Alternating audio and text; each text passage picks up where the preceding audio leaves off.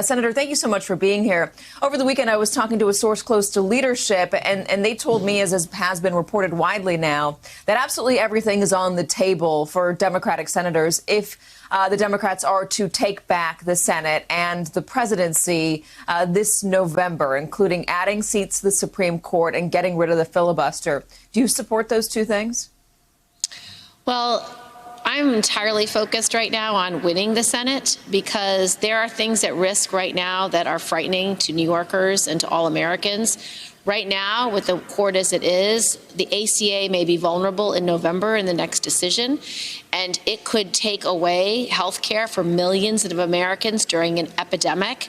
So I'm very concerned about what we can do now to stop what's going to happen. And so what we have to do right now is fight as hard as we can to lift up voices, to make sure the American people understand what's at stake in this election, to make sure that we flip the Senate and win the presidency.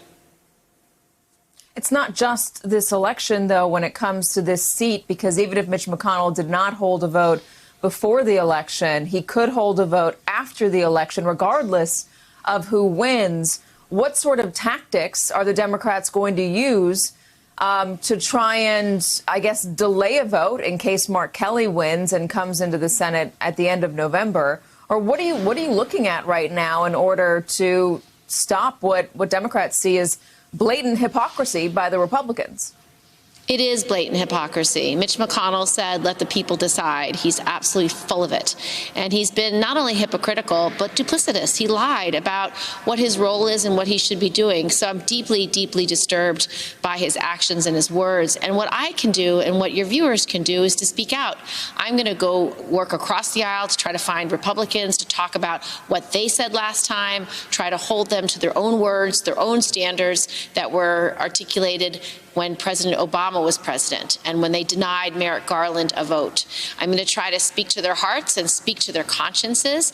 But if they refuse to listen to common sense or even their own words, I think our best measure is to defeat them at the ballot box. Lindsey Graham has a challenger who could win in South Carolina right now. Mitch McConnell has a challenger who could win in Amy McGrath right now in Kentucky. So it's possible. If you support candidates like Jamie Harrison and Amy McGrath, we can take out these senators for their lack of willingness to do the right thing, to do the honest thing, to have integrity in this moment. And I think we should just put all senators on notice that their words matter. And if they're going to take this opportunity and misuse it, then they need to be held accountable at the ballot box.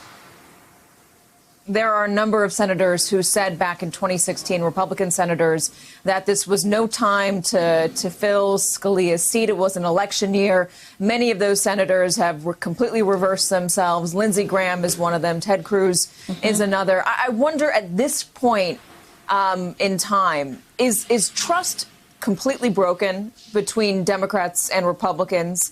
Is there a way to find common ground to work together again? Or is that just gone?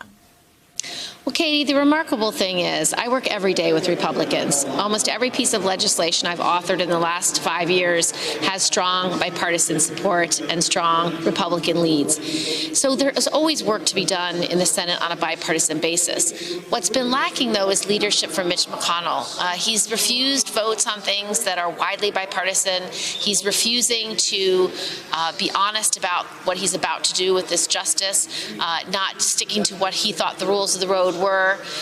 He makes rules for others, but not for himself. And it's very frustrating because I expect more in national leaders. And so I hope that voters understand what this moment's about. It's about their health care.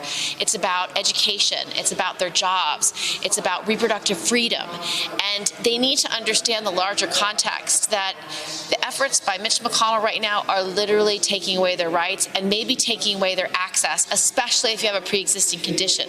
For every family that's had COVID, is that the next pre-existing condition? Is that the pre-existing condition that's going to keep you from being able to get health care next year? So whatever they decide to do on this justice, what we have is our voices. We have the ability to speak out loudly, and we have the ability to work as hard as we possibly can to make sure that every vote is counted in November and that everyone we know and love votes for candidates that share our values. And we should flip the U.S. Senate and we should defeat Trump and elect Joe Biden and Kamala Harris. We are just weeks away from the election. American voters will get their chance to decide on this. Kirsten Gillibrand, thank you so much for joining us today. Hey there, I'm Chris Hayes from MSNBC. Thanks for watching MSNBC on YouTube. If you want to keep up to date with the videos we're putting out, you can click subscribe just below me or click over on this list to see lots of other great videos.